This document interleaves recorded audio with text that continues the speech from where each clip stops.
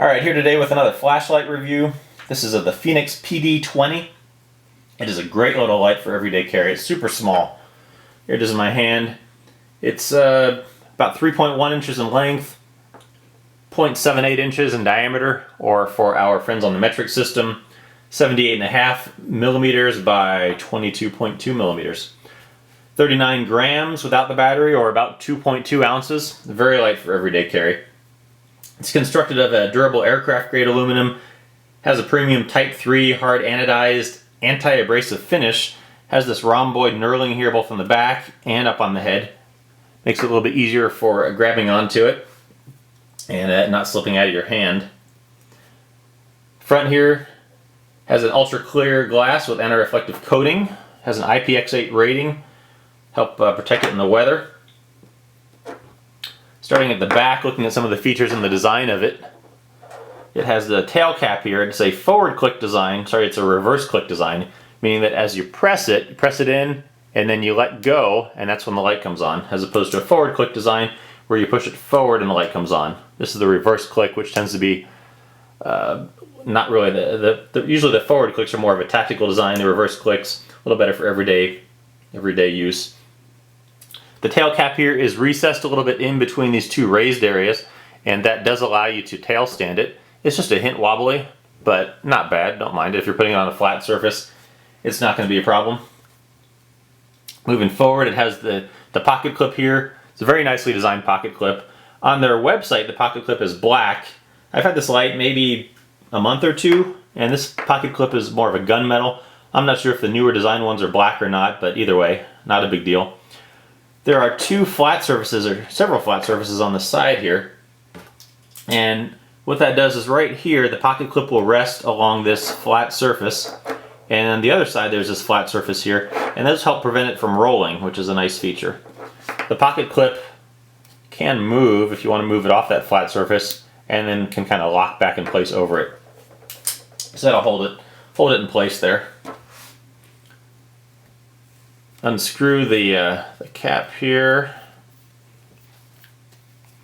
Has trapezoid threads, very secure. Single CR123 battery. There's the inside of it.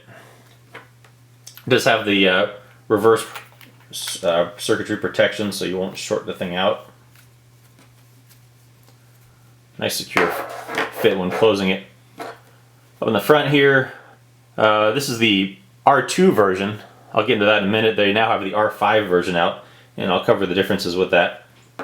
Up to the front here, as I mentioned, the anti-reflective coating on the lens, and it has a textured reflector with the R2.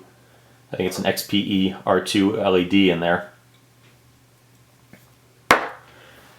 Now, as far as the brightness, as I mentioned, this is the R2 version. The newer version is the R5, XPG R5. They both have a lifespan about 50,000 hours, probably not going to be an issue.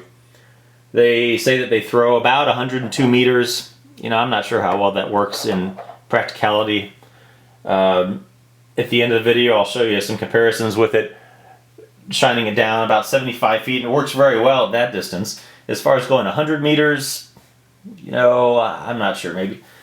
Not really tried it in practical purposes, actually testing it, but it just seems like an awful way to actually be able to light anything up that you're going to notice. But that's what it's rated at, technically. So the R2 versus the R5. As I mentioned, this is the older version. I've not had it that long, only a couple months. But the R2 and the newer version is the R5, a little different LED. The R5 will have, all things being equal, the R5 is going to have a little bit brighter output. The R2 is going to have a narrower beam and is going to throw farther, whereas the R5 is going to have a little bit more flood.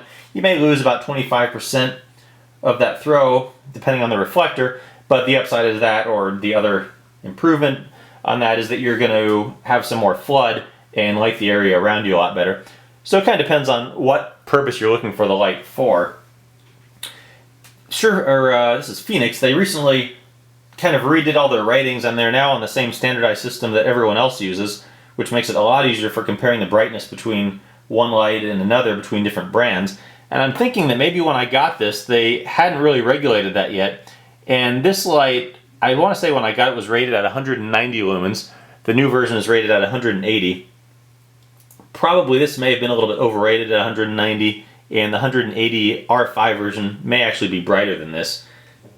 You know, probably the difference between, I'm not sure what the actual difference is in reality, maybe it's 10, 20, 50 lumens. Probably you're not going to be able to tell the difference with that though.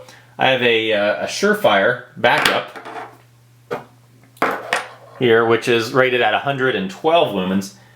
And the 112 on this compared to the, in theory, 190 on this, I really can't tell the difference. I think the Surefire has a little tighter beam, so it may give the illusion that it's brighter.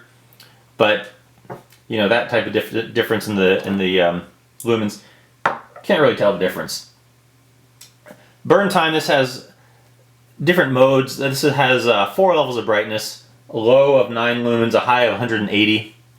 At least that's the newer version, taking their recent stats from their website. 9 lumens will go 66 hours. Then it goes to 38 lumens for 10 hours, 90 lumens for 3 hours and 56 minutes, and then up to 180 lumens for an hour and 41 minutes. Still a decent amount of time for this. It also has a SOS feature and a strobe. They don't really give times for those. Moving on to the user interface for this. So what this has is it has 2 different sort of modes. It has a lower mode that has the lower outputs, the 9, 38, and 90 lumens, and then what they call turbo mode, which has the 180 lumens. So a just slight twist, just that much, will put it into the lower output.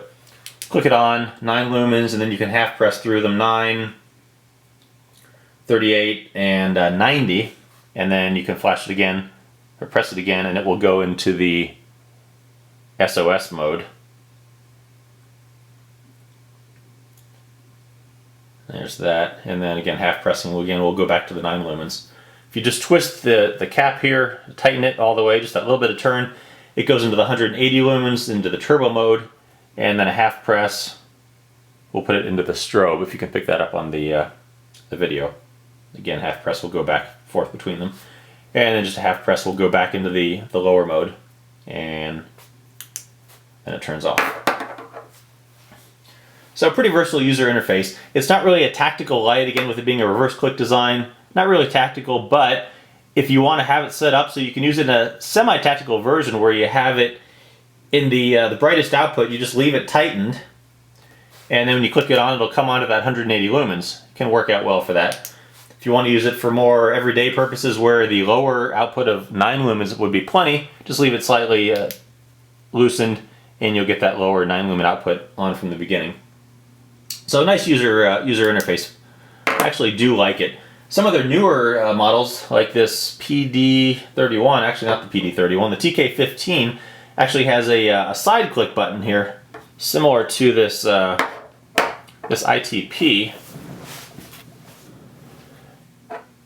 Here's that TK15, big light, but just to give you an idea of a little different user interface some of their other ones have. I'll do a review of this light separately. But user interface on this is pretty nice. I do enjoy it for the way it functions for my purposes. Value, this is retails for $76. Amazon has it for $57, so really pretty affordable light for everything you get for it. For this small size, it is super bright. You know, you carry it in your pocket, you barely know it's there. One of the things I like about this is that it has a fixed width. You know, this compared to my Surefire backup, which is a great light, did a review of that separately, but it has this little difference in width here, and it's actually bigger, as you can see. I thought this Surefire was a small light until I got this Fenix. If you want to go even extra small, you can get this Zebra light, which I have also carry. Also did a review of that one separately. But this Fenix really is an ideal size for carrying. Has a nice uniform diameter, which I like. The user interface is nice. The pocket clip, another nice feature of it. The pocket clip on this rides over this flat surface. I've learned this from experience. Pocket clip rides over this flat surface right here.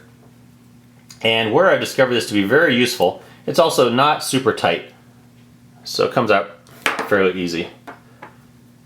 I learned this the hard way on this Zebra light. As I mentioned in the Zebra light review, because the pocket clip goes over this heat sink, which is very sharp, I think it's going to tear my pants up. Very poor design on that. I've actually taken to filing that down on my own just to kind of give it a try. Not sure how well that's going to work out, but it was killing my pants the other way. But enough on that. So this has this flat surface on here and a nice, not too tight pocket clip. So it's not going to kill your pocket. Nice design there.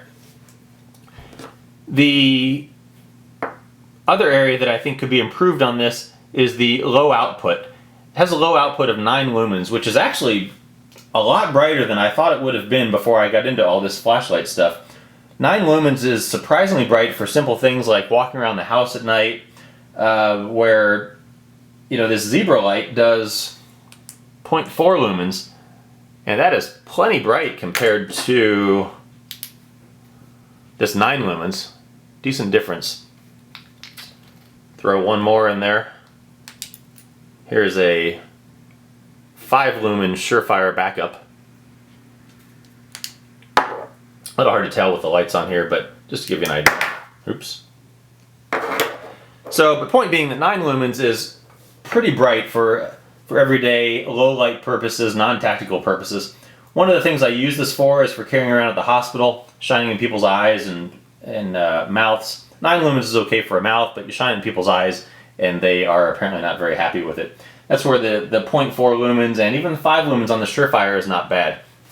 So I wish Fenix would come out with some lights in this size, or this light for that matter, that had some lower output.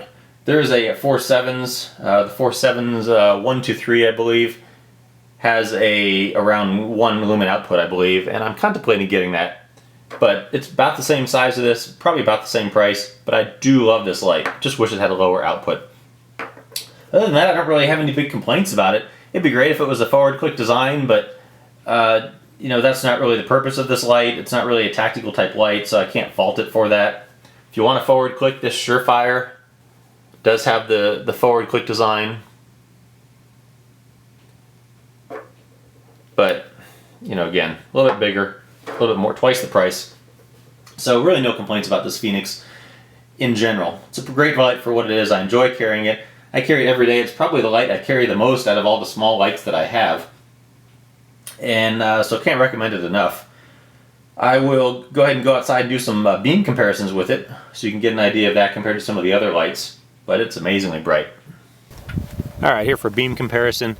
I'm out in the dark here around midnight, and there's a playground out in the distance there. I'd say about 75 feet in front of me.